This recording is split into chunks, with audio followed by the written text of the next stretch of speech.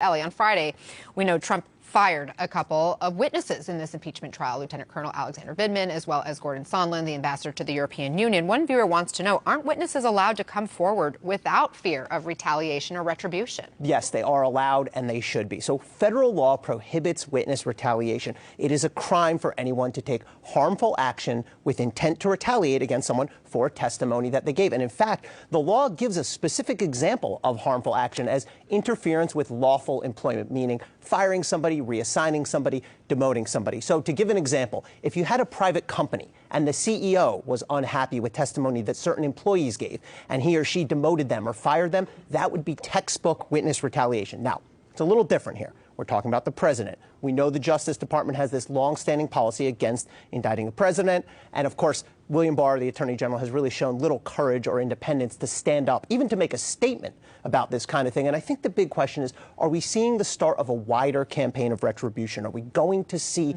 Donald Trump use the power of the presidency and the government to go after and punish his perceived political enemies? And if so, is there anyone in the administration who's going to stand up and say, this is wrong, this is dangerous, this is everything that our democracy is not about? Throughout this process, we heard over and over again from Democrats, no one is above the law.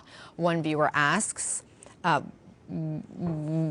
does Trump's acquittal mean he actually is above the law? Yeah, a very common question from our viewers. I think that was the #1 most asked question this week. No, it doesn't mean the president is entirely above the law. But look, things have fundamentally changed now in terms of balance of powers. First of all, the Constitution sets the bar very high for impeachment and removal. We've only had 20 impeachments. Only 8 officials federally have been convicted and removed from office. So it's supposed to be rare. But I think the long-term effect of what we've seen here is the bar has been raised on abuse of power. Remember, the president's defenders argued if there's no crime alleged, then he can essentially do whatever he wants in order to get elected, and it's not an abuse of power. The other thing is, I think we are seeing an expansion of presidential powers. Remember, Congress served dozens of subpoenas in this case.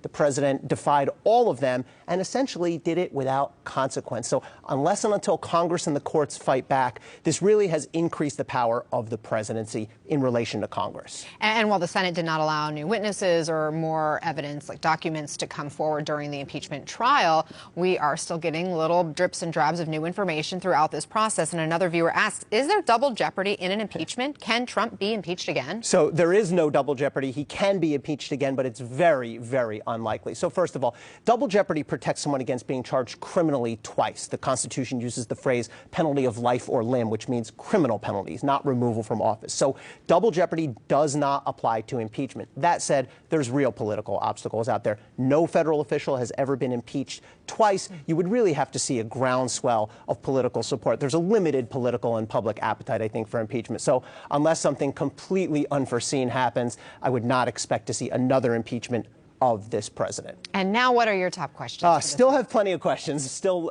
much out there moving forward. First of all, will the House continue with its investigations? Will they subpoena John Bolton? They've given mixed messages about whether they're willing to do that. Second of all, what happens on these emoluments clause cases that are out there? One federal court threw out one of these cases. This is about the president making profits off his hotels while he's in office. But there's still 2 other cases alive in the federal courts. Those could end up in the Supreme Court. And finally, will President Trump continue to use his official power to seek retribution, not just against Vindman and Sondland, but against others as well? And it could get really troubling and really dangerous depending where this goes.